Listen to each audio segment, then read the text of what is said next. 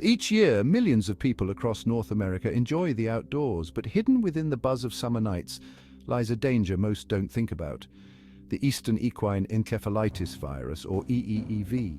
This rare yet deadly virus is carried by mosquitoes, and though it's often overlooked, its impact on both humans and animals can be devastating.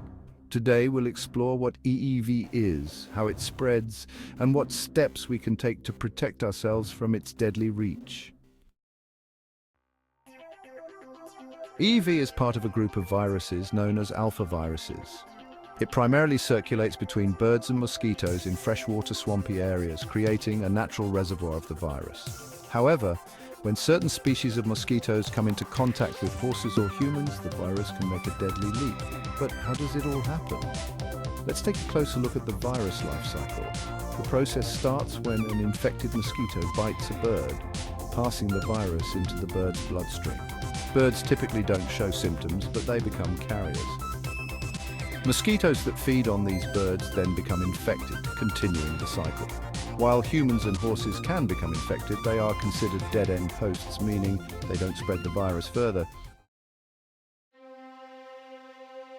While Eastern Equine Encephalitis virus, or EEV, is rare, its impact on both humans and animals is devastating. In humans, the virus has the potential to cause a severe and life-threatening condition known as encephalitis, which is inflammation of the brain. But what makes this virus so dangerous, and why is it feared by public health officials? Let's start with the human impact. When someone is bitten by an infected mosquito, it can take between 4 and 10 days for symptoms to appear. At first, it may seem like a typical viral infection: fever, headache, fatigue, muscle pain. But soon the virus begins to attack the central nervous system, which is when the more severe symptoms emerge. As the brain becomes inflamed, patients may experience seizures, confusion, severe headaches, vomiting, and muscle paralysis. Some patients fall into a coma within days. For many, the outlook is grim. Around 30% of people who develop encephalitis from EEEV will die, often within 2 weeks of symptom onset. For survivors, the consequences are lifelong. Among those who survive, the damage can be permanent. Up to 80% of survivors are left with significant neurological impairments, including cognitive issues, memory loss, personality changes, and physical disabilities. In fact, many survivors require long-term care, including physical and occupational therapy, to regain basic functions. This is what makes EEV particularly terrifying. Even if it doesn't kill, it leaves a lasting mark that changes lives forever. While humans are at risk, EEV also affects animals, particularly horses, which suffer in much the same way. Like humans, horses bitten by an infected mosquito can develop encephalitis, and the results are often fatal. Horses with EEV may show signs of lethargy, loss of coordination, staggering, and tremors. They often exhibit neurological symptoms such as an inability to swallow or hold their heads up, seizures, and even sudden death. In fact, the mortality rate for horses is higher than for humans, with 90% of infected horses succumbing to the disease. Unfortunately, for both humans and horses, there is no specific treatment for EEEV. For humans, medical care focuses on relieving symptoms, using anti-seizure medications, providing oxygen, or reducing brain swelling through medications. But there is no cure for the damage EEV causes to the brain. For horses, the only real option is prevention. While a vaccine exists for horses, once they are infected, there's little that can be done.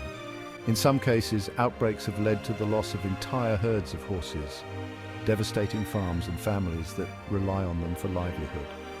In these communities, the financial and emotional toll can be as profound as the physical toll the virus takes on the horses themselves.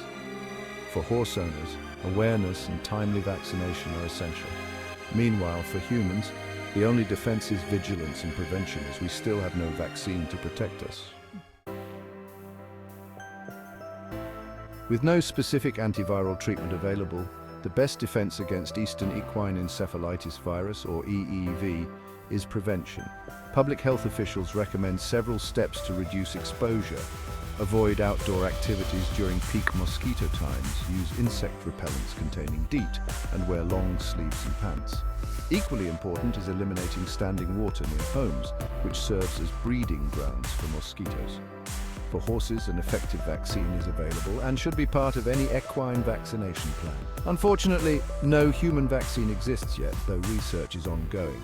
Preventing mosquito bites and reducing mosquito populations are critical in controlling the spread of EEV.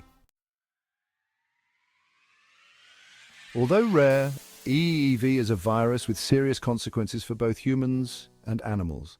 Its high fatality rate and lack of treatment options make it a virus we must take seriously. Awareness and action are our best defenses, whether it's protecting ourselves with simple precautions, vaccinating our horses, or supporting efforts to develop a human vaccine. By staying informed and taking preventive steps, we can minimize the risks and continue to enjoy the outdoors safely. As we've seen throughout this documentary, Eastern equine encephalitis virus is a rare but deadly threat. Its severe impact on both humans and animals, especially horses, cannot be understated. The virus's ability to cause life-threatening brain inflammation in just a matter of days leaves little room for complacency. Though the numbers are small, the stakes are high. One bite from an infected mosquito can lead to lifelong disability or death. It's this unpredictability, combined with the absence of specific treatments or vaccines for humans, that makes EEEV a public health concern. But there is hope. In the face of such a dangerous virus, we are not helpless. Simple preventive measures, such as using mosquito repellents, wearing protective clothing, and avoiding peak mosquito hours, can make a difference. For horse owners, ensuring that their animals are vaccinated is the best line of defense. On a larger scale, public health organizations continue to monitor mosquito populations, predict potential outbreaks, and work toward the development of a human vaccine. This ongoing research may one day provide the protection we need to stop EEV in its tracks. However, the responsibility doesn't lie solely with health officials.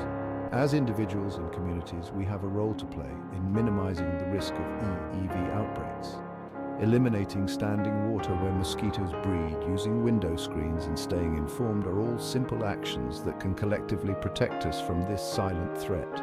By working together, scientists, farmers, public health officials, and everyday citizens, we can reduce the threat of Eastern equine encephalitis and prevent future tragedies.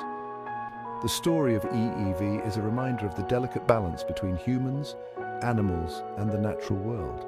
While the virus remains rare, its severity demands respect and attention. Through awareness, vigilance, and the ongoing dedication of the scientific community, we can continue to protect ourselves and our animals from this deadly virus.